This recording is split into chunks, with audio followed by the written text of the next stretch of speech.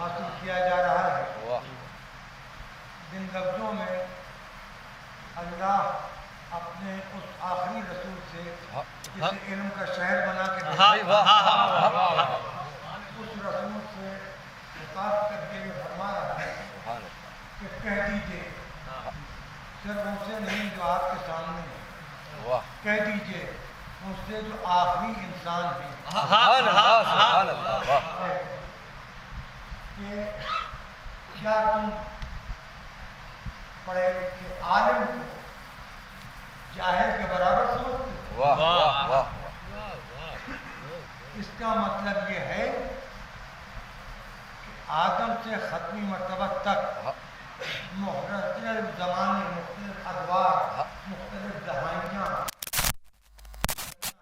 مختلف افراد، مختلف حجاجی، مختلف ادوار، مختلف حکومتیں، مختلف زمانے، مختلف افراد، مختلف شخصیتیں، مختلف دربار، مختلف کیفیتیں، کہ جب جاہلوں کو عالموں کے برابر کر دیا جاتا ہے. اس وقت بھی آج کی دنیا میں کبھی کبھی ہم آپ عالم اور جاہل کو برابر سمجھنے لگتے ہیں. کبھی حالات ایسے ہو جاتے ہیں کہ آدمی کی ضرورتیں جاہلوں سے وابستہ ہو جاتی ہیں.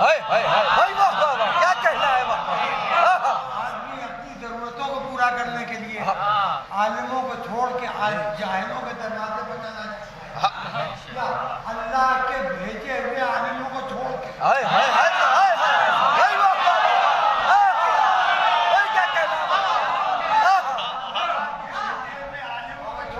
سبحان اللہ جاہل کو بنانا پڑتا ہے. بناتے ہیں، آسمان کے نیچے نہیں رک پاتے، چھوٹی چھوٹی چھتوں کے نیچے گلیوں سے لوگوں کو ڈھونڈ کے لاتے ہیں، کیونکہ ڈرپوک ہوتے ہیں لہذا ڈرپوک اچھے لگتے ہیں، جاہل ہوتے ہیں لہذا جاہل اچھے لگتے ہیں، بہت اچھی بات ہے. کمینے ہوتے ہیں لہذا کمینے، کیونکہ بدمعاش ہوتے ہیں اس لیے بدمعاش اچھے، کیونکہ حرام کھانے والے ہوتے ہیں لہذا حرام کھانے والے اچھے، ان کو چن لیتے ہیں. بڑے یہ کہتے ہیں کہ ہم نے ان کو چن لیا، تم نے ان کو چنا، ان کے لے گئے مجمع میں، ان کو بٹھایا، وہ رسول کے زینے سے ایک زینہ کم بیٹھے.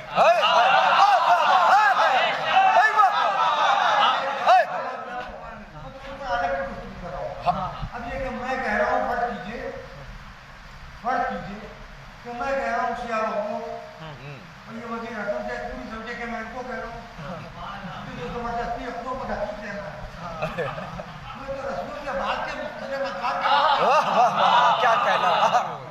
میں خدا نہ خواستہ کسی ایسے مسلمان کو کہ جو اللہ پر، رسول پر اور قرآن پر اور قرآن اور رسول کے بتائے ہوئے راستے پر چل رہا ہے، اس کے بارے میں کوئی بات کہنا تو دور کی بات ہے. کسی اور مذہب کے آدمی کے خلاف کوئی بات کہنا مناسب نہیں سمجھتے، اور نہ کہنا چاہیے.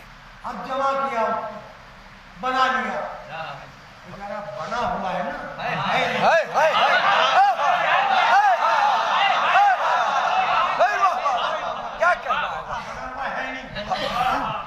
جانور کو آدمی کے کپڑے پہنا دینے سے جانور آدمی نہیں ہو جائے.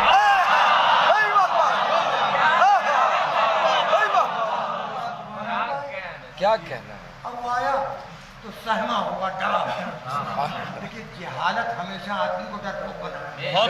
بے شک فلاں نے میدان چھوڑ دیا، فلاں نے چھوڑ دیا، بھائی جہالت کی ڈر گئی. ایک دینا نیچے بیٹھے، آپ کو بنایا گیا ہے یہ بتانے کے لیے کہ صحیح کیا ہے، غلط کیا ہے، حق کیا ہے، باطل کیا ہے، سیرت رسول کیا ہے، سیرت ابو جہل کیا ہے. آپ کو یہ سمجھانے کے لیے بٹھایا گیا ہے کہ قرآن نے کس چیز کو منع کیا ہے، کس چیز کی اجازت دی. آپ نے کہا کہ لوگوں مجھ پر آپ کا اپنا اعتراف ہے، آپ کے اپنے الفاظ ہیں، کہ آپ پر کبھی کبھی شیطان مسلط ہوتا ہے. واہ واہ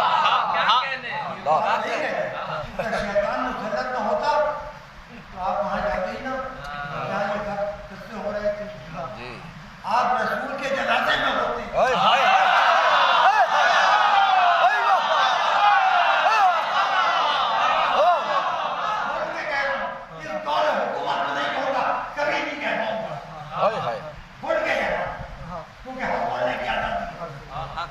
رسول کی عزاداری کی عادت کس نے چھپائی؟ عمر نے.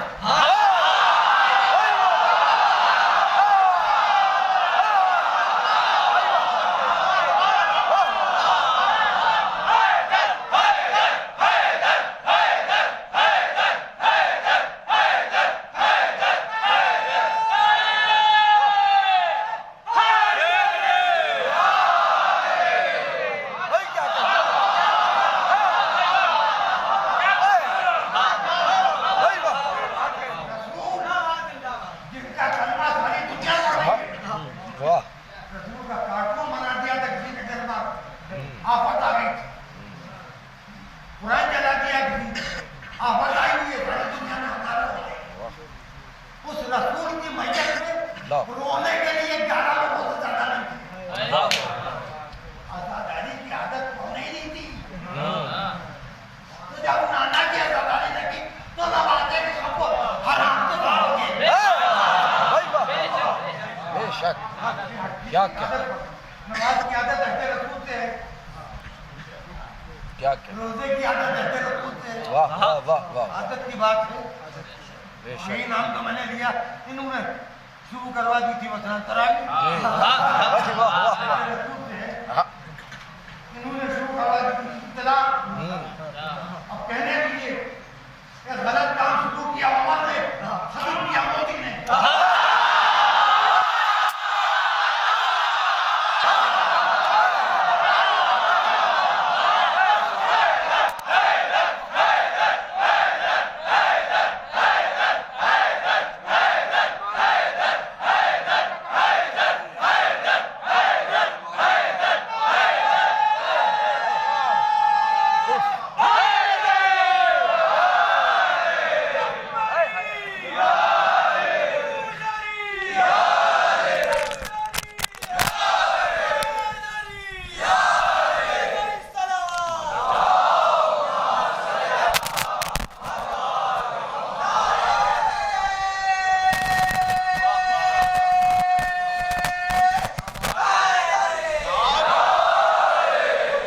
تین طلاق کا کوئی کانسیپٹ نہیں تھا رسول کے زمانے میں.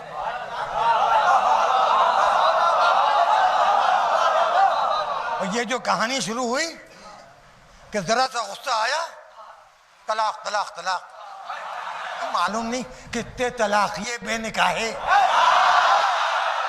جمع ہو گئے. ہر چیز کو حرام کر دیا انہوں نے. شوہر پر بیوی کو حرام کیا، آنکھوں پر آنسوؤں کو حرام کیا، سینے پر ماتم کو حرام کیا، ٹھوکر کھا کے گرنے والے کو یا علی کہنے کو حرام کیا. ہر چیز کو حرام ہی کرتے چلے گئے. یہ حرام والے ہیں. اب اس سادہ میں کیا کہہ سکتا ہوں.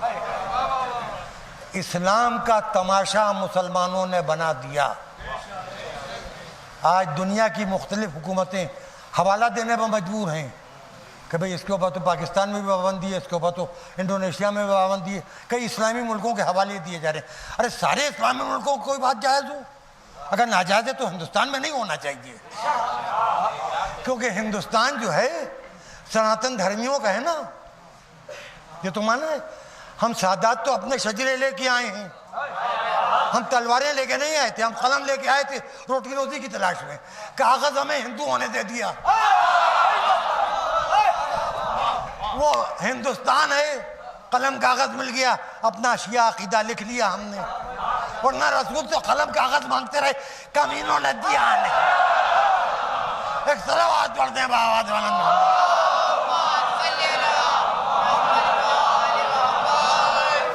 آپ یہ دیکھیے کہ کیا تکلیف دہ باتیں ہیں. جہالت کا علم اپنے عروج پہ ہے. جہالت کا علم اپنے عروج کے اوپر ہے.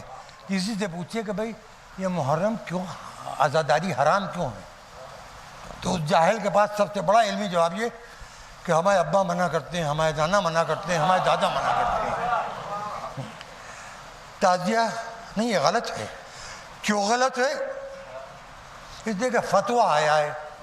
میں یہ فتویٰ کون دے رہا ہے؟ یہ ہے کون؟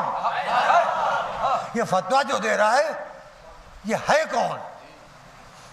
یہ پرانا مذہب بدلے ہوئے آدمی ہے جس سے اس کے مذہب کے لوگ کہہ رہے ہیں گھر واپس آ جاؤ، گھر واپس آ جاؤ. میں جاؤ بھیا اپنے گھر واپس جاؤ. ہم شیعوں کا ہماری آزادی کے ساتھ ہندوستان میں جینے دو، یہاں ہم بڑے سکون سے ہیں. خدا قسم ساری دنیا شیعوں کے لیے گھٹن کا جگہ بنی ہوئی ہے. اور ایک بات تو آپ کو ماننا پڑے گی، عزاداری کے سلسلے کی حد تک، ماتم مجلس محرم کی حد تک ہمیں ہندوستان میں جو آزادی ہے، میں آپ کی جگہ اتنی آزادی تو ہمیں ایران میں بھی ایک سسٹم ہے اس کے تحت، جبکہ وہ شیعہ ملک ہے. لیکن یہ جو آزادی ہے کہ فٹ پاتھ گھیر کے سبیل لگا لی، معاف کیجیے گا، ایک چیز پر میں آپ کو متوجہ کر دوں، آپ میرے بچوں کی طرح ہیں، میرا فریضہ ہے. ہمارے ہاں دیکھیے حکومتیں تو بدلتی رہتی ہیں، ہم آپ جس کو چاہیں ہندوستانی جس کو چاہتے ہیں ووٹ دے کے جتا دیتے ہیں، جس کو چاہتے ہیں ہرا دیتے ہیں. لیکن سپریم کورٹ کا بہت پرانا آرڈر ہے منموہن سنگھ کے زمانے کا کہ رات کے 10 بجے سے صبح 6 بجے تک لاؤڈ اسپیکر پر پابندی ہے. اور کبھی کبھی جب شکایتیں ہوتی ہیں تو لاؤڈ اسپیکر اتروائے جاتے ہیں، ٹی وی پر نیوز چلتی ہے. برا نہ مانیے گا، میں جو بات کہہ رہا ہوں سمجھ کے کہہ رہا ہوں، بہت سوچ سمجھ کے کہہ رہا ہوں. مسجدوں سے لاؤڈ اسپیکر اتارے جا رہے ہیں، اچھا لگ رہا ہے ہم کو بھی، کیونکہ صبح صبح الصلاۃ خیر من النوم کی نحوست سننے کو نہیں ملتی. یہ ہمیں تو صبح کی اذان بھی اس لیے بری لگتی ہے کہ اس میں اشہد ان علی اللہ کے بجائے وہ شخص گھسا ہوا ہے جو رسول کے بیٹی کا قاتل ہے. سیدھی بات ہے، ہم ظالم کو پسند ہی نہیں کر سکتے. لیکن ایک بات آپ سے کہہ رہا ہوں، اپنا بچہ سمجھ کے کہہ رہا ہوں، آپ کی مرضی، آپ مانیں چاہے نہ مانیں. یہ ابھی ایام اذاں ہیں، محرم کی ان 10 تاریخوں تک کے تو ظاہر کے مجلسیں ہوتی ہیں، پھر اس کے بعد وہ خمسہ ہوگا کاظمین کا جو ایک تاریخی خمسہ ہو گیا، عباس ارشاد اس کو پڑھتے ہیں. ہاں یہ بھی یاد دلا دوں کہ یہاں کی مجلس کے بعد افسر جہاں کے عزا خانے میں یہیں وکٹوریہ اسٹریٹ پر تھوڑا سا ناظمہ بلڈنگ کے پاس سے وہ گلی گئی ہے، وہاں مجلسیں ہو رہی ہیں. مرتضیٰ ناصر سعید میرے چھوٹے بیٹے وہاں مجلسیں پڑھ رہے ہیں، تھوڑی سی آپ توجہ فرما لیجیے گا. تو میں کہنا یہ چاہ رہا تھا میرے عزیزوں کہ مسجدوں کے میناروں سے قانون کی خلاف ورزی ہو اور پولیس ایکشن لے، یہ تو اچھا لگتا ہے مجھ کو.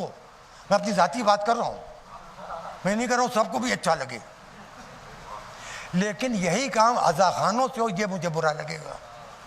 تو پولیس کے آنے کی ضرورت ہی کیا ہے جب آپ پورا 2 مہینے 8 دن لا اینڈ آرڈر کے تحت گزارتے ہیں. تو اب یہ لاؤڈ اسپیکر 10 بجے کے بعد بغیر لاؤڈ اسپیکر بھی کام چل سکتا ہے. یہ تو موبائل اور لیپ ٹاپ اور ان چیزوں کا زمانہ ہے، اس میں اتنا زیادہ ساؤنڈ سسٹم کی کوئی اہمیت زیادہ رہ نہیں گئی ہے.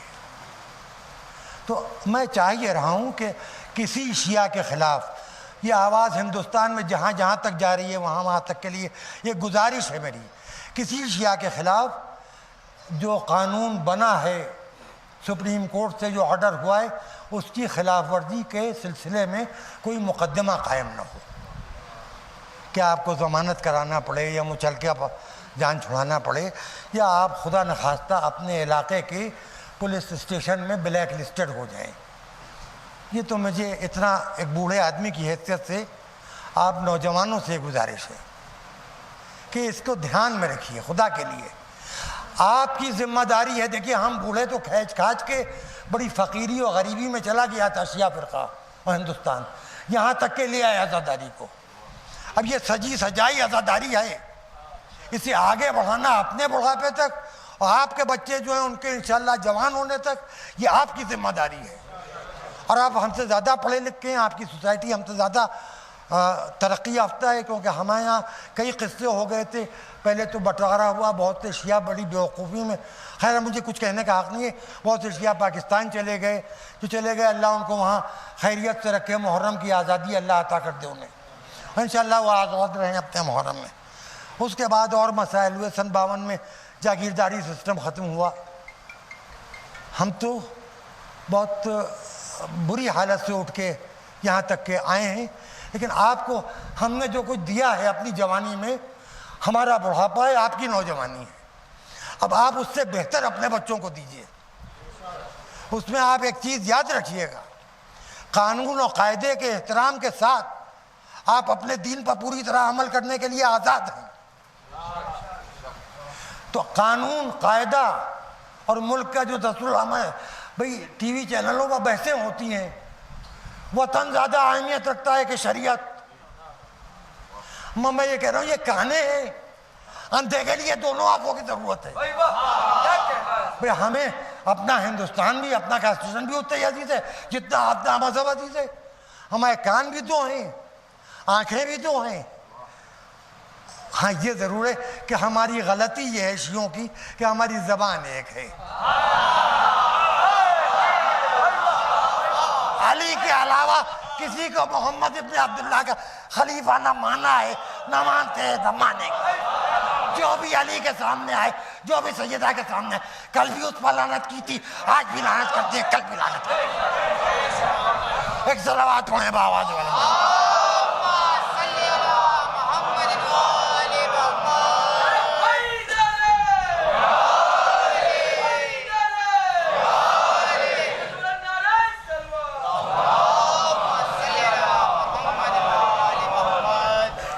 تو یہ سب چیزیں ہیں، کان میں بات ڈال دی میں کوئی مسلح نہیں ہوں، میں کوئی آپ کا رہبر نہیں ہوں، میں آپ کا لیڈر نہیں ہوں، مجھے اللہ نے آپ کو مسلط نہیں کیا ہے، میں بس تھوڑی بہت چہاردہ معصومین اور شہداء کربلا کے بارے میں تھوڑے بہت معلومات، یعنی میری جہالت کم ہے اس سلسلے میں، تو چند لفظیں میں ممبر سے کہنے کی جرات کر لیتا ہوں۔ لیکن آپ لوگ ماشاءاللہ بہت اچھے عہد میں ہیں، آپ نے برا نہ مانیے گا، آپ نے فاقہ نہیں دیکھا، آپ نے گھر کا سامان اور جائیدادیں بیچ کے بیٹیوں کی شادیاں کرتے ہو، عزاداری کرتے لوگ نہیں دیکھیں۔ آپ بہت ماشاءاللہ اچھے ماحول میں، اچھے حالات میں، پھر آپ کی تعلیم بھی بڑھ رہی اور بڑھے گی انشاءاللہ۔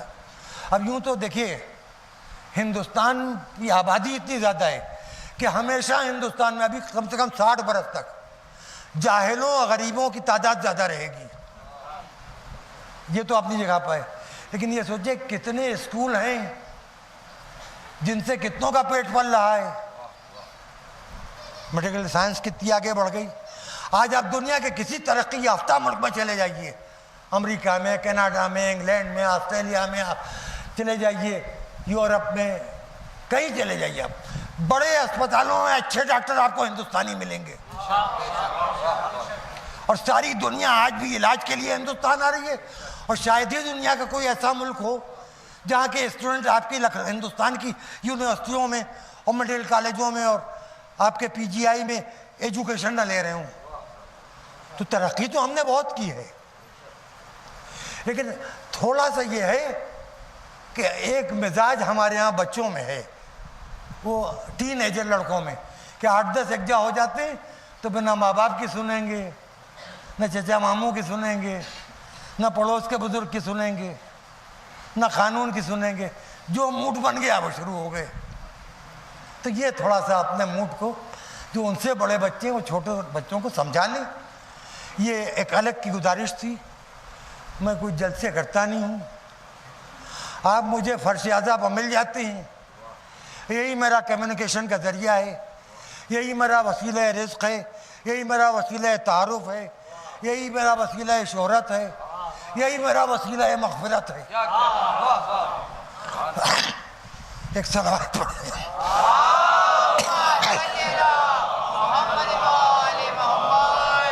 دیکھیے میں جب تک کہ فضائل بیان کر رہا تھا کھانسی ایسی نہیں آئی تھی، اب میں نے مسائل شروع کر دیے تو کھانسی آنے لگی. ایک صلوات ایسی پڑھ دی ہے کہ ذرا سا تھوڑا انرجی.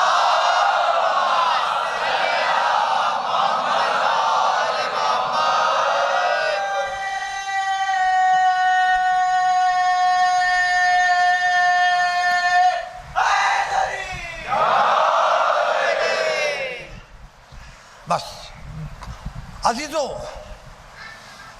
ایک جگہ کے اوپر بیٹھ کے ایک آدمی کو جاہلوں نے جاہل کو، کمینے نے کمینوں کو، کمینوں نے کمینے کو، بدعقلوں نے بدعقل کو، ناواقفوں نے ناواقف کو، شقیوں نے شقی کو، ظالموں نے ظالم کو، غاصبوں نے غاصب کو اپنا بنا لیا. وہ بنا رہا، وہ بنا رہا، اور ایسا بنایا کہ رسول کو لوگ بھول گئے. دیکھیے میں بھی آپ سے بات ہوں، ابھی آپ کے پاس کوئی اطلاع آتی ہے کسی واقعے کی، خدا نخواستہ کوئی جان پہچان کا، کسی کا نانا دادا پر نانی پر دادی کہیں کوئی خدا نہ کرے سانے ہو گئے، آپ کا انسانی فریضہ کیا ہے؟ بھئی تعلقات ہیں تو تعلقات کو بڑھانے کے لیے وہاں جانا چاہیے، نہیں تو کم سے کم ٹیلی فون تو کریں گے تعزیت کا. رسول کے میت پڑی ہے. یہ کیسے صحابہ لیام تھے، کرام تو کہنے کی جرات ہی نہیں، کہ جو رسول کی میت کو چھوڑ کے چلے گئے. علی نے بھی اطمینان کی سانس لی. اچھا ہے رسول کی میت پر نجس سائے نہیں پڑ رہے ہیں.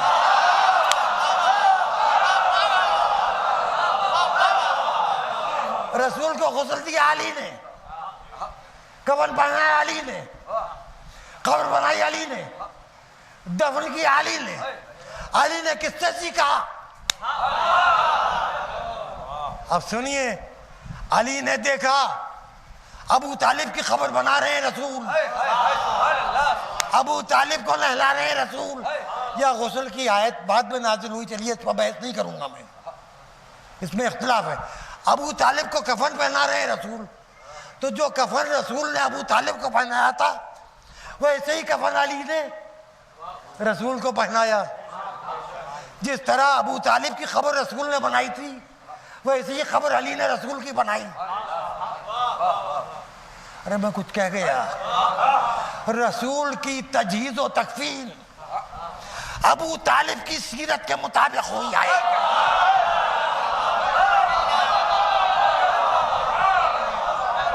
نتیجہ سنیے، نتیجہ سنیے، اتنی نفرت رسول سے ہوئی کہ کہہ دیا قبروں بجانا حرام ہے، قبروں سے ماننا حرام ہے. اب کوئی یہ نہیں کہتا کہ میں جا رہا ہوں زیارت قبر رسول کے لیے، نہیں، عمرہ کریں گے، ضمناً مدینہ منورہ بھی ہو آئیں گے. اچھا اس کے بعد کیا ہوا؟ دو تاریخ اسلام کے اہم نام ہیں، ہمارا تاریخ کا تو نام نہیں ہے، تاریخ مسلمین کے اہم نام ہے. اسلام کی تاریخ میں جو نام ہے ان کو تو قرآن میں موجود ہیں. قسم علی العظیم کی سب نام قرآن میں ہیں، قسم عمران کی سب نام قرآن میں ہیں، قسم آل عمران کی سب نام قرآن میں ہیں. چھوڑ دیئے اس بات بس بحث نہیں. دو جنازے رسول کے داہنے بائیں اور بھی دفن ہیں. اچھا آپ چھوڑ دیئے، ہماری حالت یہ ہے کہ ایک بڑھیا سے پوچھئے، ایک بڑھے سے مجھ سے پوچھئے، چلو وہاں قیصر باغ بارادری میں کوئی کبھی سمیلن ہے، مشاعرہ، ہم کہیں ہم گھر سے نہیں نکلیں گے، ہم بوڑھے آدمی کہاں جائیں گے، تھک گئے، پریشان ہو جائیں گے. وہاں پیاس لگائی، کوئی اور ضرورت پڑ گئی، بھوک لگائی، بوڑھے لوگوں کا کوئی بھروسہ تو ہوتا نہیں، یا بیٹھے بیٹھے وہاں سو گئے تو کیا ہوگا. لیکن ابھی کسی بوڑھے بڑھیا سے پوچھئے، معذور آدمی سے، کربلا چلو گے؟ وہ صدقے قربان ہونے لگے گا. ہاں بھائی کربلا لے چلو، نجف کی زیارت کو چلو گے؟ چلو. مشہد چلو گے؟ قم چلو گے؟ ہر ایک تیار ہے. آپ کیا کوئی فرقہ ایسا نہیں ہے جو کہے ادھر چلو گے ادھر چلو گے؟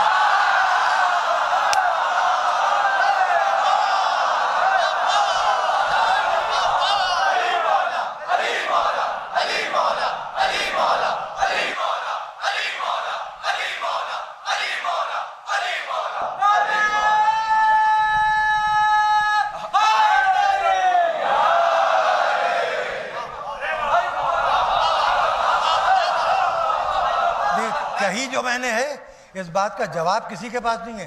ہاں جواب میں مجھے گالیاں دے لے ایک الگ بات ہے، لیکن زیارت کا لفظ جو ہے وہ ایک فرقے کے لیے مخصوص ہو گیا ہے، اور ہمارے لیے حج اگر واجب نہیں ہے تو زیارت وہ مستحب ہے جو ہمیں شعور حج پیدا کرتی ہے. ہم میں شعور حج جو پیدا ہوتا ہے وہ شعور زیارت کی وجہ سے پیدا ہوتا ہے. اور آپ سوچئے آج ہمیں جا کے کیا ملتا ہے، یہ بتائیے کہ کیا نہیں ملتا ہے. کیا نہیں ملتا ہے؟ اولاد ان کے صدقے میں، جہالت کچھ کم ہوئی ان کے صدقے میں، 2-4 لفظ پہچاننے لگے ان کے صدقے میں، روزگار ملا ان کے صدقے میں، ملازمت ملی ان کے صدقے میں، کچھ ہو گئے تو ان کے صدقے میں. لیکن کچھ ہونے کے بعد انہیں یاد رکھنا بھی ضروری ہے. انہیں ہو گئے کچھ اور اس کے بعد بہت کچھ بن کے آڑے آڑے ٹہل رہے ہیں. دنیا یہ لال بتی کی زندگی صرف 5 سال ہے، غم حسین کی زندگی مرنے کے بعد بھی ہے. دوستو یہ حسین کا اقتدار ہے جس کو ہم سب قبول کرتے ہیں. آج بمقابل اور فرقوں کے ہم کم جاہل ہیں عزاداری کی وجہ سے. ہمیں اسلام کے بارے میں زیادہ معلومات ہیں عزاداری کی وجہ سے. خدا ان علماء کو، ذاکرین کو، مبلغوں کو، ان شاعروں کو سلامت رکھے، ان ذاکروں کو سلامت رکھے جو دنیا میں مختلف جگہ پر عزائے حسین کی تبلیغ کر رہے ہیں اور جو عزائے حسین میں مخمصہ پیدا کر رہے ہیں یا عزاداری کے اوپر اعتراض کر رہے ہیں. خدا ان کو بھی ہمارا ہی ایسا کر دے گا. اور پروردگار آپ نوجوانوں کو ہر بلا ہر آفت سے محفوظ رکھے. بس ایک بات آپ سے کہہ کے اور میں دوسری طرف جا رہا ہوں، اور وہ بات آپ سے یہ کہنا ہے کہ آپ کے ماں باپ نے، آپ کے دادی دادا نے، آپ کے نانی نانا نے آپ کی اس ناسمجھی کے بچپن میں جس طرح آپ کو پالا ہے، خطروں سے بچایا ہے، بدعقیدگی سے بچایا ہے، آپ کی ذمہ داری یہ ہے کہ اب آپ 2 کام آپ کا فریضہ ہے نوجوانوں پر. اپنی اولاد کی دیکھ بھال بھی کیجئے، صحیح تعلیم و تربیت کیجئے، اور جس گھر میں بوڑھے ماں باپ ہیں، یہ دادا دادی ہیں، نانی نانا ہیں، ان کی بھی خدمت کرتے رہیے. یہ سمجھ لیجئے کہ جس گھر میں ایک بوڑھا سوکھا ہوا پتا ہے وہ پورے خاندان پر بھاری ہے دعائیں دینے میں. سمجھ رہے ہیں آپ؟ ہم بوڑھوں کو آپ بالکل بیکار نہ سمجھیے. ہمارے دل سے جو دعا نکلتی ہے اس دعا میں مکاری نہیں ہوتی. مکاری جوانی کے ساتھ ہوتی ہے میاں، بڑھاپے کے ساتھ مکاری ہوتی ہے ان کے ساتھ جن پر لعنتیں ہوتی ہیں. ایک صلوات پڑھ دے بعد.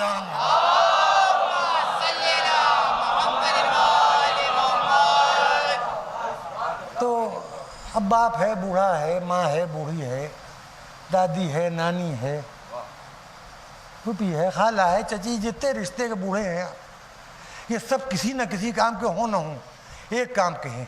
ان کی دعا میں یہ سمجھ لیجیے ان کی دعا میں رد عمل ہوتا ہے. رد عمل کا جواب نہیں چاہتے. یہ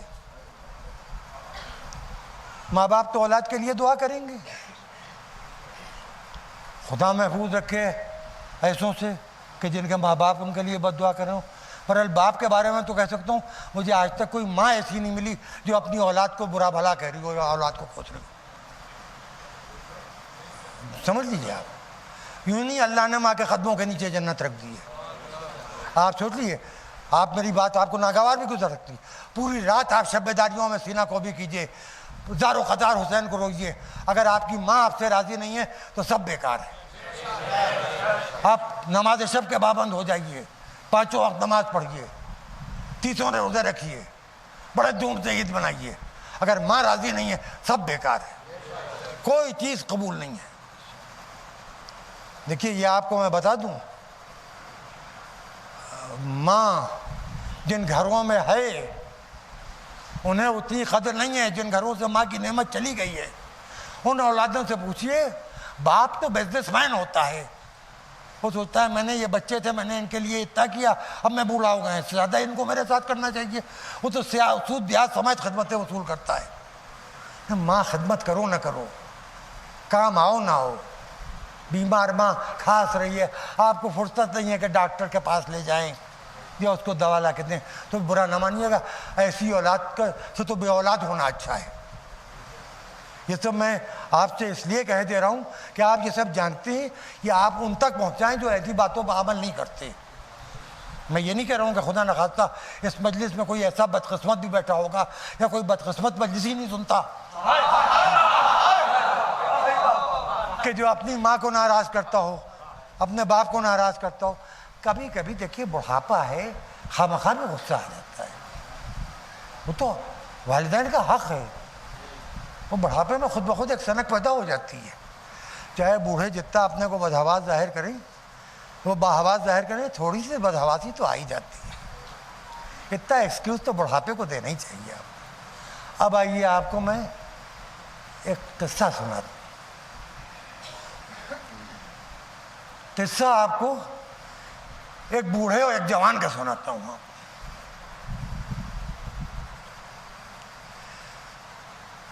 ایک بوڑھا حسین کا خط پا کے رو رہا ہے کوفے میں.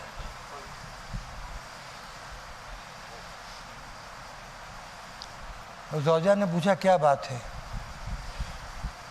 کہا حسین کا خط آیا ہے, مجھے خط لکھا ہے الی الرجل الفقی حبیب ابن مظاہر الاسدی. مرد فقی حبیب ابن مظاہر اسدی کے نام حسین غریب الوطن کی طرف سے. اے حبیب, تم تو رسول اللہ سے ہمارے رشتے کو جانتے ہو.